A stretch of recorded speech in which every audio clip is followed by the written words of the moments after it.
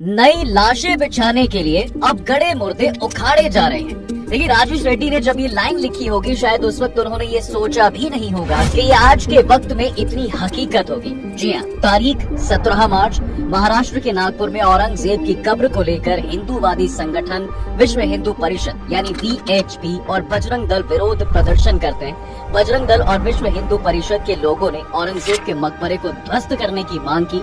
इसमें औरंगजेब का पुतला जलाते हैं। अब यहाँ से एक वीडियो वायरल होती है और एक अफवाह फैलती है कि इस पुतले में एक चादर भी जलाई गई है और साथ में कुरान को भी जलाया गया है। वीडियो वायरल होते ही बवाल मच जाता है। देर शाम 7:30 बजे नागपुर के महल इलाके में हिंसा भड़क गई। पथराव और तोड़फोड़ शुरू हो गई। उपद्रवियों ने घर पर पथराव किया और सड़क पर खड़े दर्जनों गाड़ियों और मोटरसाइकिल में तोड़फोड़ आगजनी की। जब इलाके में पुलिस आई तो पुलिस पर भी हमला किया गया। DCP निकेतन कदम कुल्हाड़ी के हमले से घायल हो गए। पुलिस ने आंसू गैस के गोले छोड़े। रात 10:30 बजे से 11:30 बजे के बीच ओल्ड भंडारा रोड के पास हंसपुरी इलाके में एक और झड़प हुई। इस हिंसा में 33 पुलिसकर्मी घायल हुए हैं। इसमें 3 DCP भी हैं। 5 आम लोग भी घायल हैं। इनमें से एक ICU में भर्ती है। दंगाइयों ने 12 बाइक, कई कारें, एक JCB जला दी। पुलिस ने दंगे के आरोप में 50 लोगों को अरेस्ट किया है और फिलहाल 11 इलाकों में कर्फ्यू लगा हुआ है। अब इस पूरे मामले में 2 चीजें सबसे ज्यादा इम्पोर्टेंट है। एक है औरंगजेब और दूसरा है नागपुर। दोनों के बारे में बात करते हैं। पहले आपको ये बताता हूँ कि ये नागपुर इतना इम्पोर्टेंट क्यों है। देखिए साहब, नागपुर ही वो जगह है जहाँ से CM खुद आते हैं। CM फडणवीस नागपुर के दक्षिण पश्चिम सीट से विधायक है। इसके साथ ही RSS का हेडक्वार्टर भी नागपुर में ही है। पॉलिटिकल एंगल से नागपुर बहुत ज्यादा इम्पोर्टेंट हो जाता है। शिवसेना उद्धव ठाकरे के गठ वाले नेता संजय राउत ने इसी पॉइंट को उठाते हुए कहा कि नागपुर में हिंसा होने की कोई वजह नहीं है। ये वो जगह है जहां RSS का मुख्यालय है। ये देवेंद्र फडणवीस का निर्वाचन क्षेत्र भी है। हिंदुओं को डराना, अपनी ही लोगों ने उन पर हमला करना और फिर उन्हें भड़काकर दंगों में शामिल करना, ये एक नया पैटर्न है। बेसिकली अगर नागपुर में कुछ होता है तो टारगेट पर सीधा CM होंगे। ऐसे में पूरा विपक्ष इस पर CM फडणवीस को टारगेट कर रहा है। दूसरा आता है औरंगजेब पर। दरअसल ये पूरा बवाल ही औरंगजेब से शुरू हुआ है, या यूँ कहिए कि महाराष्ट्र के सपा विधायक अबू आजमी के बयान से शुरू हुआ है। उन्होंने 3 मार्च को कहा कि भाई औरंगजेब ने कई मंदिर बनवाए हैं, मैं उसे क्रूर शासक नहीं मानता। छत्रपति संभाजी महाराज और औरंगजेब के बीच धार्मिक नहीं बल्कि सत्ता और संपत्ति के लिए लड़ाई थी। औरंगजेब ने मंदिरों के साथ मस्जिदों को भी नष्ट किया। अगर वो हिंदुओं के खिलाफ होता तो 34% हिंदू उसके साथ नहीं होते। आरोप लगे कि आजमी ने शिवाजी महाराज और संभाजी महाराज पर अपमानजनक स्टेटमेंट्स दिए। बयान सामने आने के बाद 3 मार्च को ही ठाणे के वागले एस्टेट पुलिस स्टेशन में शिवसेना सांसद नरेश गणपत महस्के ने आजमी के खिलाफ FIR दर्ज करा दी।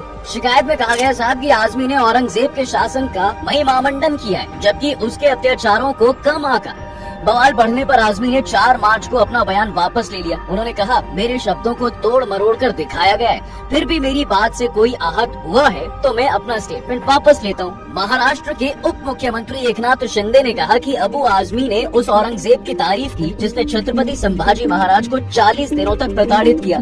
ऐसे में व्यक्ति को अच्छा कहना महापाप है। अब अबू आजमी ने बयान तो वापस ले लिया है, लेकिन फिर VHP और बजरंग दल वाले औरंगजेब की कब्र पर पहुँच गए। तो चलिए आपको जरा ये भी बता देता हूँ कि इस कब्र का मामला क्या है और कैसे औरंगजेब की कब्र नागपुर में पहुंची। इसके बाद वीडियो के आखिर में ये औरंगजेब और मंदिर को तुड़वाने के मामले को भी देखते हैं। ये साल 1705 के आसपास की बात है। यहाँ से औरंगजेब की तबीयत खराब होनी शुरू हो जाती है और फिर होती चली जाती है। दक्कन में घूमते घूमते औरंगजेब को 24 साल हो चुके थे। उम्र 86 हो चली थी। शरीर में अब वो ताकत नहीं बची थी जिसके दम पर औरंगजेब ने अपने भाई तारा को हराया था और उसी ताकत के बल पर पूरे हिंदुस्तान में मुगलों का परचम फहरा दिया था। हालांकि दक्कन पर कब्जा बनाए रखना मुश्किल साबित हो रहा था। बीजापुर में कैंपेन के दौरान औरंगजेब को लगा कि भाई अब दिल्ली वापस लौट जाना चाहिए। हालांकि किस्मत में दिल्ली लौटना नहीं लिखा था। कृष्णा नदी के किनारे देवापुर में उनकी तबीयत अचानक बहुत ज्यादा खराब हो गई। इससे उनका काफिला रोक देना पड़ा। अगले 6 महीने औरंगजेब ने यहीं बिताए। आगे का सफर शुरू हुआ, तब भी बादशाह में इतनी ताकत नहीं बची थी कि घोड़े पर भी बैठ सके। उन्हें पालकी में सफर कराया गया। 20 जनवरी 1706 को औरंगजेब का काफिला अहमदनगर पहुंचता है। अब तक औरंगजेब की तबीयत इतनी खराब हो चुकी थी कि हालत आगे जाने लायक नहीं थी। बीमारी की हालत में भी औरंगजेब ने सुनिश्चित किया कि सबको पता रहे कि वो जिंदा है, क्योंकि उन्हें डर था कि उनकी मौत के बाद बेटे गद्दी के लिए लड़ मरेंगे और मुगल साम्राज्य जो है वो बिखर जाएगा। आखिरी के दिनों में अपने बेटे आजम को भेजे खत में लिखा, मैं अकेले आया था और एक अजनबी की तरह दुनिया से जाऊंगा।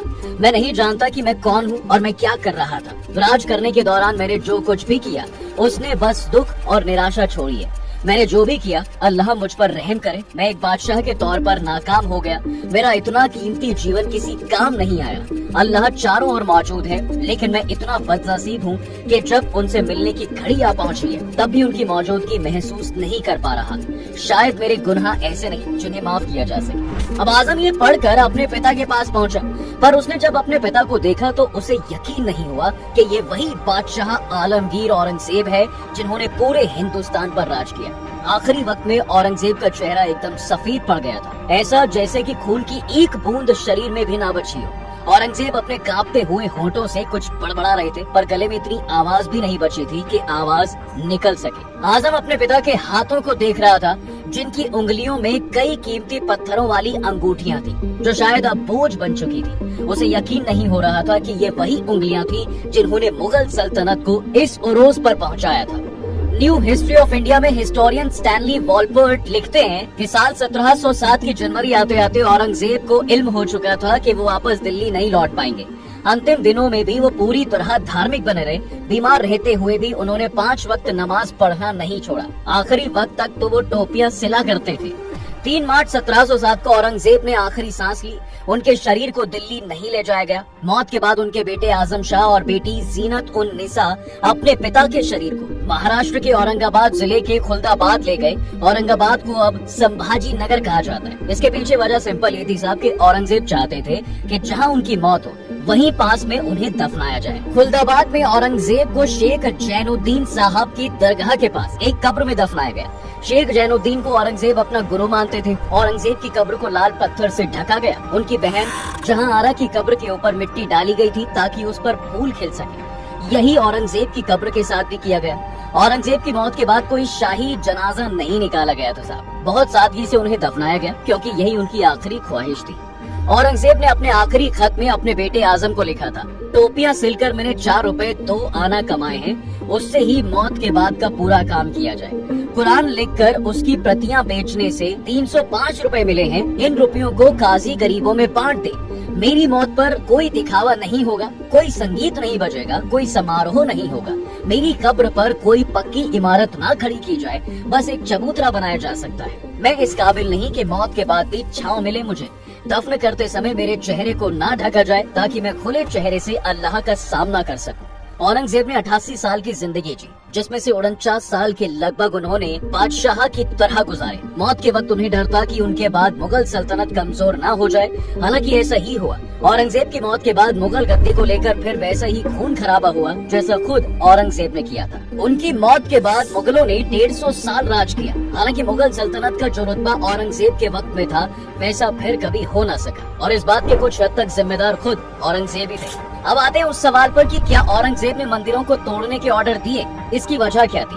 देखिए, 9 अप्रैल 1669 को औरंगजेब ने हिंदुओं के मंदिरों को गिराने का ऑर्डर दिया। ये ऑर्डर औरंगजेब शासन वाले सभी 21 सूबों में लागू हुए। यहाँ हिंदुओं की धार्मिक प्रथाओं और त्योहारों को मनाने पर भी रोक लगा दी गई, जिसका जिक्र उनके दरबार से जुड़े राइटर साकी मुस्तैद खान ने अपनी किताब मयासिर ए आलमगिरी के चैप्टर 12 में किया है। 1965 में पब्लिश वाराणसी गजेटियर के पेज नंबर 57 पर भी इस ऑर्डर का जिक्र है। इतिहासकार मानते हैं साहब कि इसी ऑर्डर के बाद सोमनाथ, काशी विश्वनाथ समेत दर्जनों मंदिरों को गिराया गया। हिस्टोरियन इरफान हबीब का कहना है कि इसमें कोई दो राय नहीं है कि औरंगजेब ने मंदिरों को तोड़ने के ऑर्डर जारी किए थे। उस वक्त के राजा महाराजा मंदिर और मठ बनवाते थे। ऐसे में जब कोई दूसरा राजा उस साम्राज्य को जीतता था तो वो सबसे पहले उस साम्राज्य के प्रतीक को खत्म करना चाहता था। औरंगजेब ही नहीं बल्कि कई दूसरे राजाओं ने भी ऐसा किया। मंदिर गिराने वालों में हिंदू राजा भी थे। मौर्य राजाओं के बाद सत्ता संभालने वाले शुंग वंश के राजा पुष्यमित्र ने दर्जनों बौद्ध मठों को नष्ट किया था। बड़ी संख्या में बौद्ध भिक्षुओं की हत्या भी की गई थी। सन 642 में पल्लव राजा नरसिंह वर्मन ने चालुक्यों की राजधानी वातापी में भगवान गणेश के मंदिरों को लूटा और उसके बाद तोड़ भी दिया। ये घटनाएं इतिहास की किताबों में दर्ज हैं और अब 300 सालों बाद उनकी कब्र पर अब सियासत हो रही है, जिसका कोई नतीजा आम आदमी की जिंदगी के लिए नहीं निकलने वाला। बाकी आपकी क्या राय है मुझे कमेंट करके जरूर बताना। वीडियो अगर आपको पसंद आई हो तो इसे लाइक और शेयर जरूर करें और जाते जाते चैनल को सब्सक्राइब जरूर करें।